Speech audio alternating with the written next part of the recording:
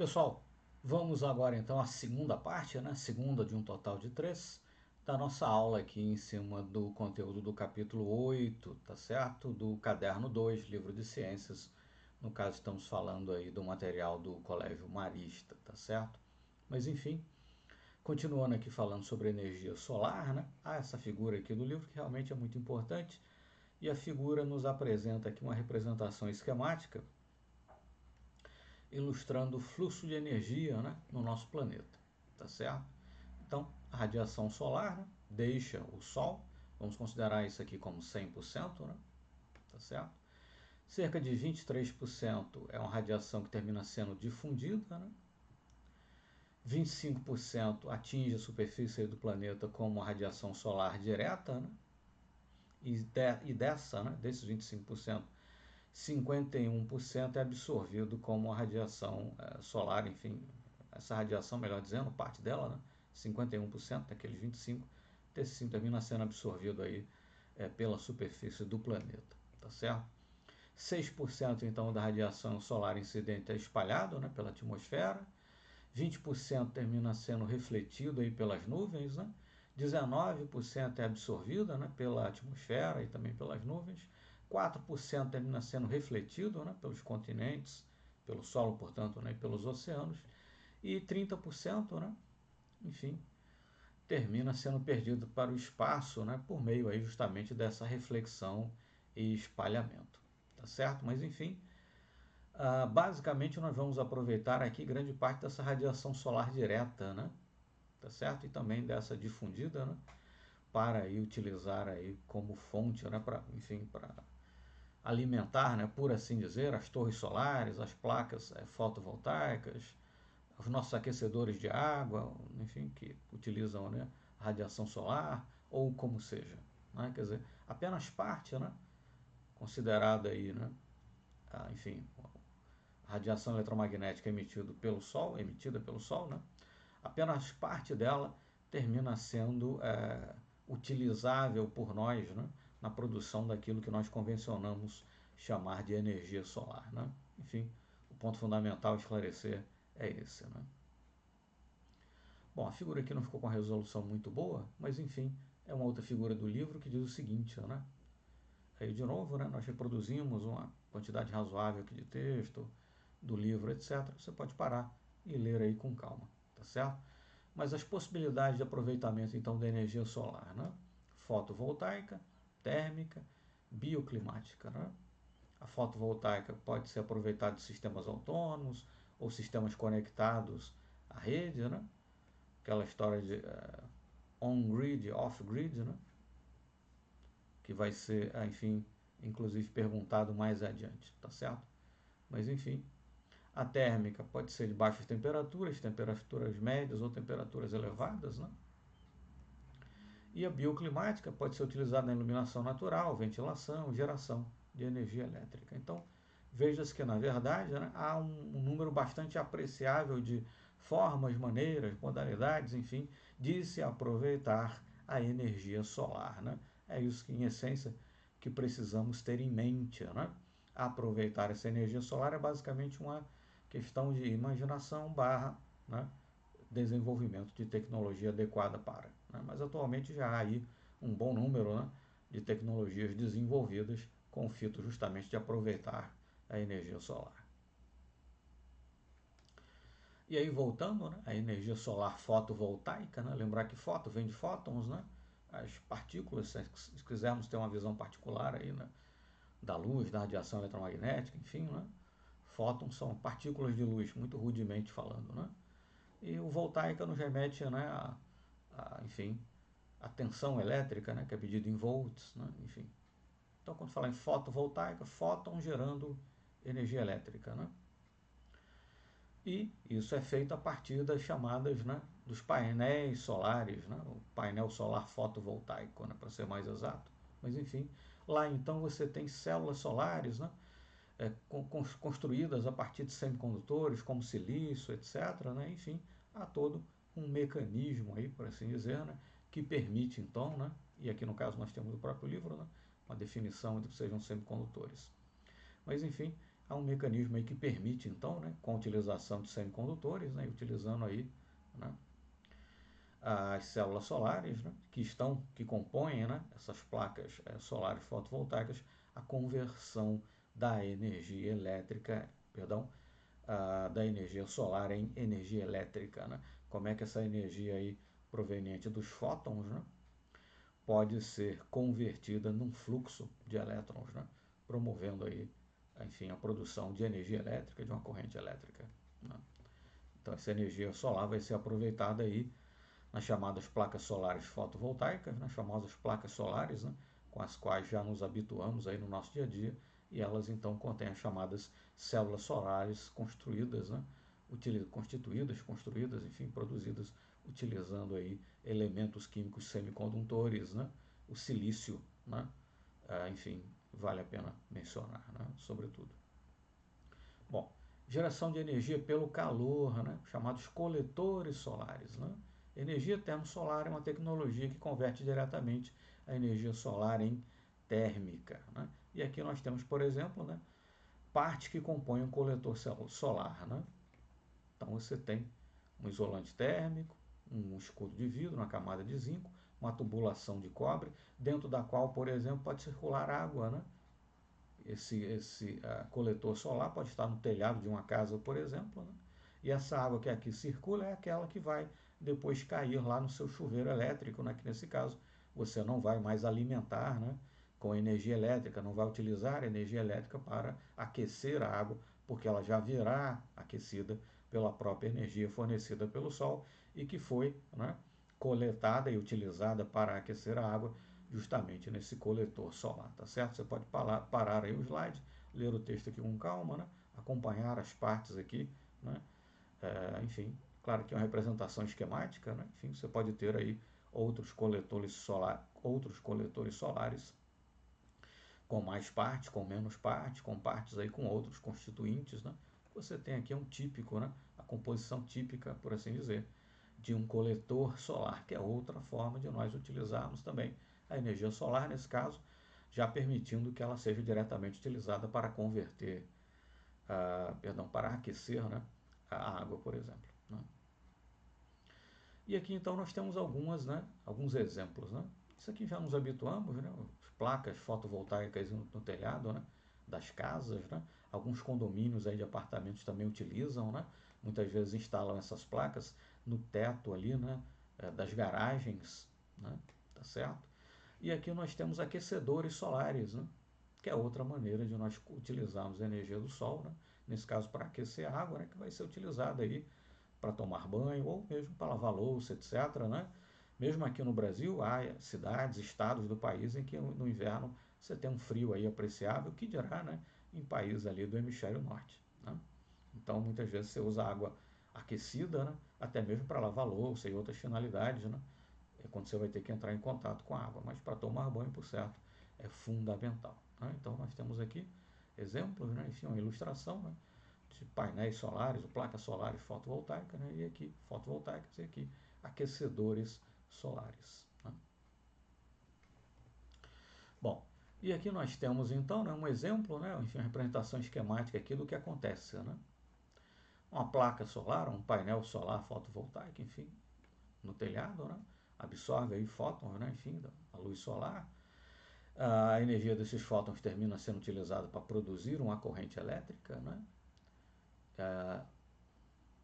E a corrente elétrica gerada aqui nos painéis é do tipo corrente contínua, né? A gente tem aqui uma outra aula sobre uma introdução à eletricidade, ao magnetismo, né, no qual nós diferenciamos aí corrente contínua de alternada, tá certo? Mas a própria, né, legenda aqui da figura já faz aí essa diferenciação, né? Você pode parar para ler com calma.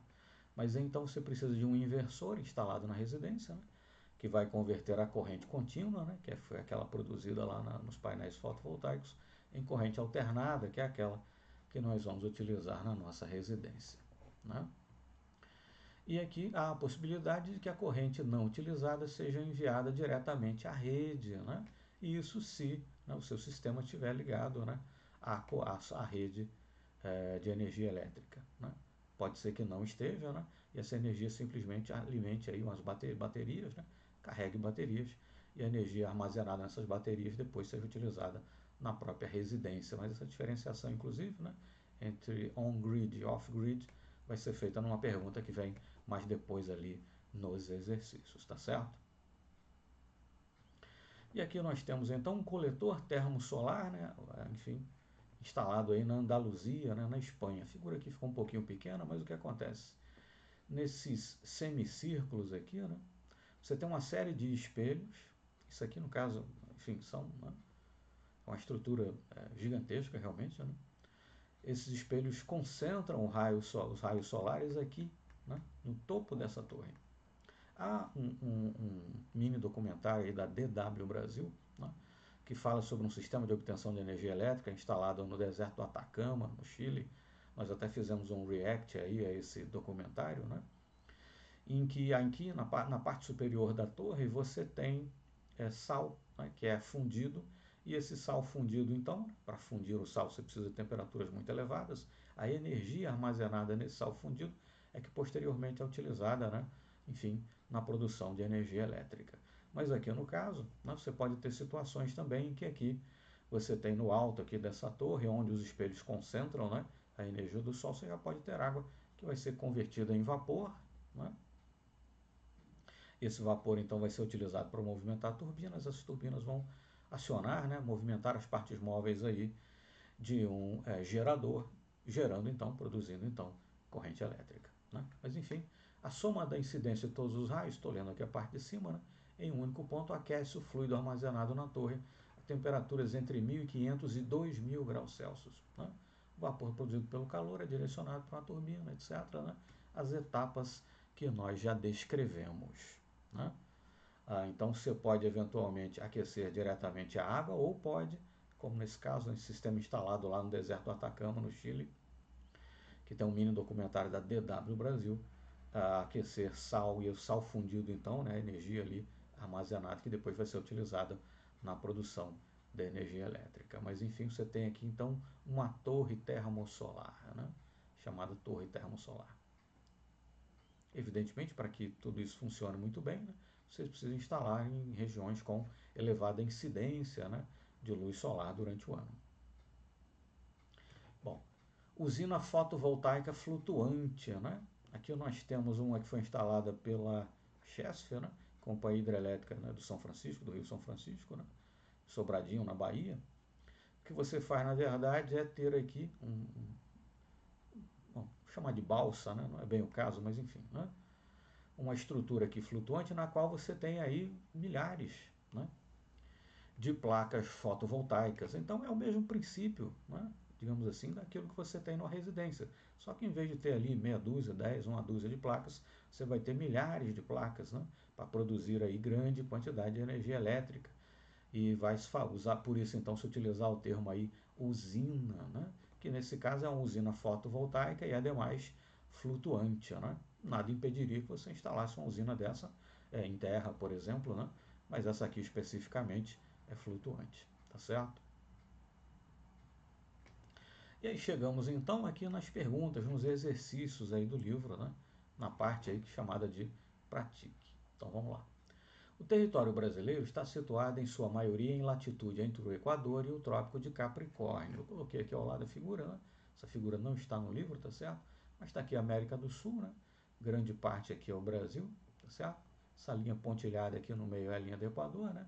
Acima Trópico de Câncer e abaixo Trópico de Capricórnio. Então, o território brasileiro está situado em sua maioria em latitudes entre o Equador, a linha pontilhada aqui, e o Trópico de Capricórnio, é verdade, né?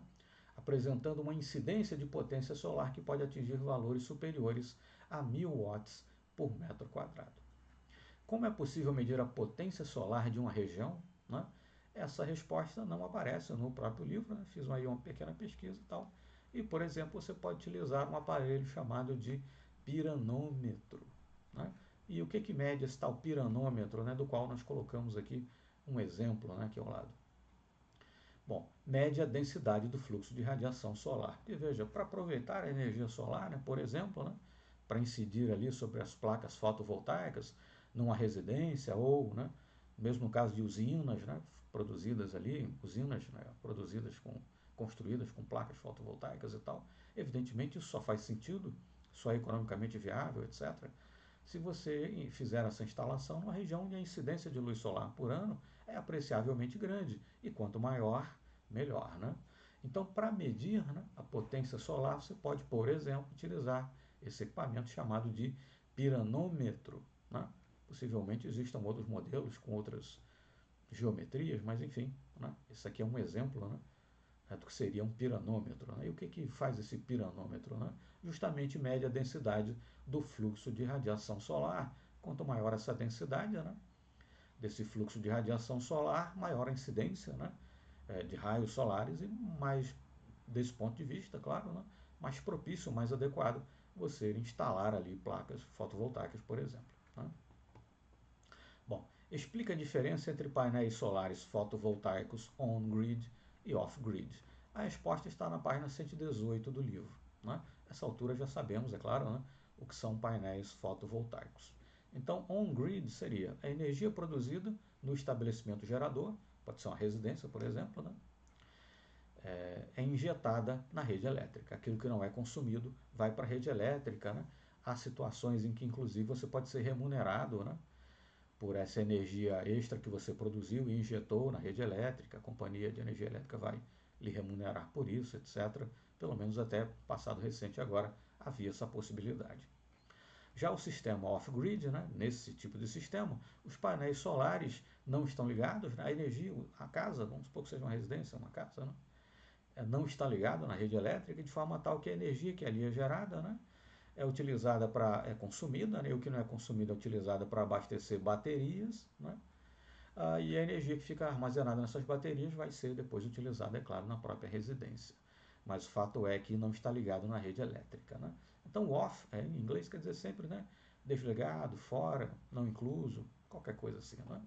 Então, on-grid, a energia produzida, né, o seu sistema, né, caseiro, digamos assim, né, doméstico ali, de produção de energia elétrica via painéis fotovoltaicos, né, células solares fotovoltaicas, painéis solares fotovoltaicos, enfim, está conectado à rede elétrica maior, macro, né, e no sistema on-grid. No sistema off-grid, né, não, estaria desligado, né, dessa rede macro, né, você teria, digamos, uma rede fechada, né, ali na própria residência e a energia ali produzida vai ser consumida na própria residência, o que não for consumido vai ser utilizado para alimentar baterias, armazenar energia elétrica em baterias e depois então a energia armazenada nessas baterias vai ser utilizada para alimentar a própria residência, enfim, para o consumo ali doméstico, né? Você vai ter uma pequena rede fechada, né?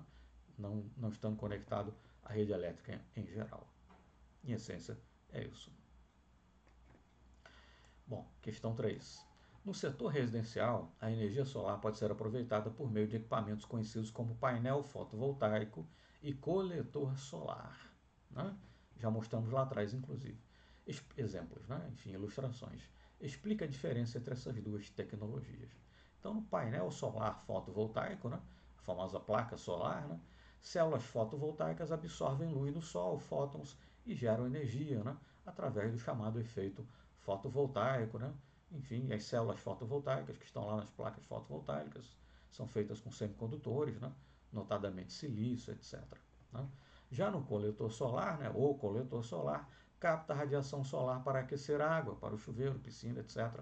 Nós mostramos lá atrás também uma ilustração, né, de tipos ali de coletores solares, mas enfim, há vários modelos, né, várias geometrias, vários tipos, né, composições um pouco diferentes. Mas o coletor solar, então, capta a radiação solar e a utiliza diretamente para promover o aquecimento, por exemplo, né, de água para o chuveiro, etc. Bom, 4. Indique uma desvantagem da produção de energia elétrica por meio de placas fotovoltaicas. Baixo índice de poluição. Bom, baixo índice de poluição é uma vantagem, não uma desvantagem, né? Grande durabilidade das placas fotovoltaicas. Se as placas fotovoltaicas durarem muito, isso é uma vantagem, não uma desvantagem, né? É uma vantagem para quem está comprando, né, que vai ter maior tempo aí para fazer valer, né, o dinheiro que investiu. E é também uma vantagem mesmo do ponto de vista ambiental, porque afinal materiais diversos são utilizados, né, para construir as placas, para produzir as placas fotovoltaicas. Isso consome recursos naturais. Então, elas durarem muito, também nesse quesito é bom. Então isso é uma vantagem, não uma desvantagem. Fonte inesgotável, aí está fazendo referência, no caso, não às placas fotovoltaicas, está fazendo ao fato de que elas convertem a luz do Sol em energia elétrica. Né? Então a fonte inesgotável aí seria a luz do Sol. Né? O fato da fonte de energia primária, que no caso é a luz solar, ser inesgotável, é uma vantagem, não uma desvantagem. Né? Então, letra D. Alto custo atual da produção das placas, sim, isso é uma desvantagem, né? Porque essas placas custam caro para serem produzidas, as companhias que instalam, né, essas placas, montam todo o sistema, vão cobrar relativamente caro por isso, nem todo mundo vai poder instalar, então, enfim, vai ficar limitado aí, né, a uma certa fração da população com certo poder aquisitivo. Isso é uma desvantagem. Né? E a letra E, fácil acesso em residências. Sim, é fácil, né, instalar aí em residências, mas isso é uma vantagem. Né? Fácil acesso em residências é uma vantagem e não uma desvantagem. Então, como desvantagem, o alto custo de produção das placas, né, é que é a alternativa que representa a desvantagem. Vamos prosseguir então. E aí então, o nosso último exercício aqui, os dois últimos, nessa sequência, né? A segunda aula aí do total de 3, tá certo? Vamos aqui para a pergunta 5. Bom, por que é correto afirmar que, comparadas às usinas hidroelétricas, termoelétricas e de energia eólica, as usinas solares fotovoltaicas não apresentam aspectos ambientais negativos, comparativamente, bem entendido, né? Lembrar que as hidrelétricas têm aquelas desvantagens, por exemplo, tem que inundar áreas para produzir o lago no qual vai ficar armazenada, né, a água que depois, abertas as comportas, por força da gravidade, né, vão escoar, né, vão acionar ali as pás, né, de uma turbina, enfim, a turbina vai acionar um gerador, etc. Você tem então que alagar áreas que muitas vezes são habitadas, tem que deslocar populações, áreas que muitas vezes eram compostas por florestas, por exemplo, mas que em todo caso tem uma vegetação nativa, tem uma fauna nativa que muitas vezes precisa ser salva e deslocada para outros locais. Enfim, né? De repente a área, se fosse agricultável, você perdeu, né? Do ponto de vista da utilização para a agricultura, há desvantagens claras e notáveis. Nas termoelétricas, né, você vai queimar combustível fóssil, óleo diesel, vai eventualmente queimar carvão mineral, ainda que você queime carvão vegetal, que no caso é renovável, mas em todo caso você está lançando CO2 na atmosfera, etc. São desvantagens também bem visíveis. No caso das eólicas, já vimos lá né, na outra aula, tem a questão do ruído, interferência elétrica, né, ruído ali, que é ruim, claro, para quem mora nas proximidades, né, da torre ali, né, do aerogerador e tal. A questão de interferência eletromagnética, a possibilidade de interferir em rotas migratórias aí de aves, etc. e tal. Né? Enfim, tanto a hidrelétrica, a termoelétrica e a eólica têm desvantagens bastante perceptíveis. Né? Já comparativamente, as fotovoltaicas não teriam desvantagens, né? Ou aspectos ambientais negativos, né? Para utilizar a terminologia aqui do enunciado. Né? Agora, comparativamente, então, né? Por que elas não têm? Porque, enfim, a luz solar em si é convertida em energia elétrica, as placas, em princípio, têm, né, um tempo de utilização relativamente longo, né? Nenhum poluente é liberado, você não tem que inundar nenhuma área, né? No caso da hidrelétrica, você não queima nenhum combustível, como no caso das termoelétricas, você não produz ruído, nem interferência eletromagnética, como no caso, né, das torres ali eólicas. Né? Então, comparativamente, as fotovoltaicas realmente não têm aspectos ambientais negativos. Claro que se você vai produzir um número enorme, né? Se a coisa se difunde, você vai produzir um número enorme aí de placas fotovoltaicas, de células fotovoltaicas. Teria que ver de que materiais elas são feitas, como é que esses materiais são obtidos, né? Extraídos da natureza e processados, quais são as indústrias, né, que processam esses recursos naturais que vão ser utilizados para confeccionar as placas fotovoltaicas, como é que elas vão ser descartadas depois, uma vez que sua vida útil tenha sido atingida. Então, há sempre questões ambientais a considerar.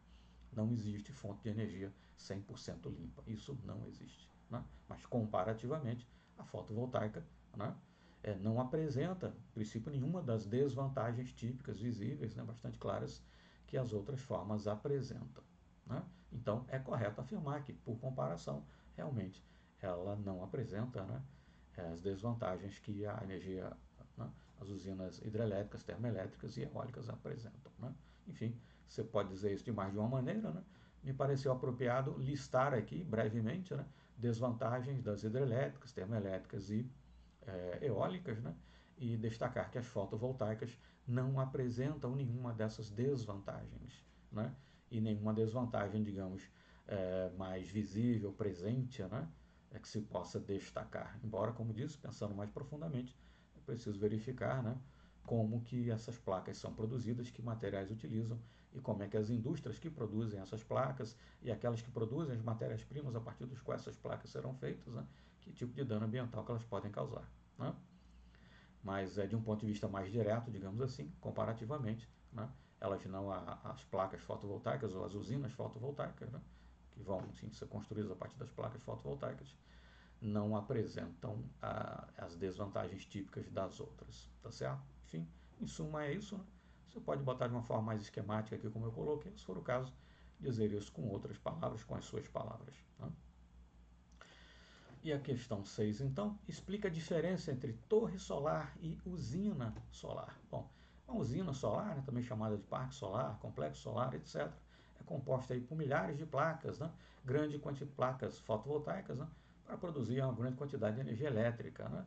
Nós tínhamos aquela usina solar flutuante, inclusive, né, que nós mostramos lá atrás, né, a usina que pertence à Chesf, etc., né. Então, a usina solar é formada por milhares aí, né, de placas fotovoltaicas, né. A torre solar utiliza lentes ou espelhos, né, para concentrar a luz, né, e gerar calor e vapor, né. Aquilo que nós mencionamos lá atrás, né, tem uma figura, né, aquela usina, né, perdão, aquela torre solar, né, na Andaluzia, né, e tem também aquela no Chile que eu falei, né. Você pode utilizar a energia concentrada ali por espelhos, né, ou por lentes, se for o caso. No caso da usina da Andaluzia e dessa lá do deserto do Atacama, no Chile, né? Realmente são espelhos que você usa para concentrar a luz solar e, enfim, esse calor, né? Grande calor ali produzido por essa energia concentrada pode ser utilizada para fundir sal, como no caso da usina lá no deserto do Atacama, no Chile.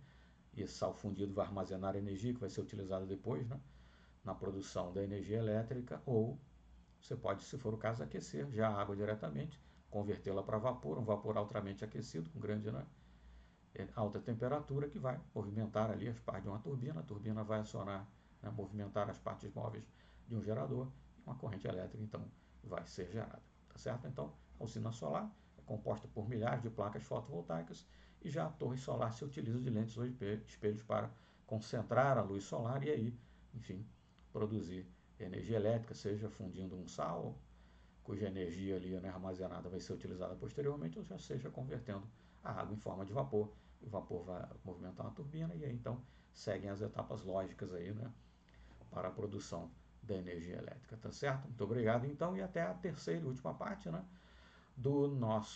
das nossas aulas aqui, dos nossos exercícios, tá bom? Até a nossa próxima e última aula dessa sequência.